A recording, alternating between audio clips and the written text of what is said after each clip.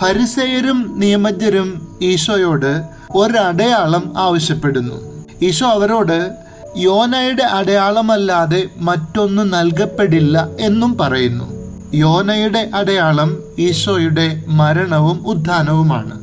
ഞാൻ എൻ്റെ പാപത്തിന് മരിക്കുമ്പോൾ അതിൻ്റെ ഫലമായി ഉത്ഥാനമെന്ന അത്ഭുതം സംഭവിക്കും. എൻ്റെ സ്വാർത്ഥതയും വെറുപ്പും വിദ്വേഷവും ജഡികതയുമൊക്കെ ഞാൻ കളയുമ്പോൾ എൻ്റെ ജീവിതം നിറയെ അത്ഭുതങ്ങൾ ഉണ്ടാവും. ഈശോ മറ്റൊരു കാര്യം കൂടി പറയുന്നുണ്ട്. മാനസാന്തരപ്പെട്ട നിനിവേക്കാർ അവസാന ദിവസം നമ്മെ കുറ്റം വിധിക്കുമെന്ന്. ജീവിതത്തിൽ നല്ല മാറ്റം വരുത്തിയവർക്ക് നമ്മളെ കുറ്റം വിധിക്കാനുള്ള അവകാശമുണ്ട്. മാനസാന്തരപ്പെട്ടവര് നമുക്ക് വഴികാട്ടികളാണ്. നമ്മുടെ ജീവിതത്തിലും മാറ്റം വരുത്തണം എന്ന് പറഞ്ഞു തരുന്നവരാണവർ. അവരെ അനുസരിച്ചേ മതിയാവൂ.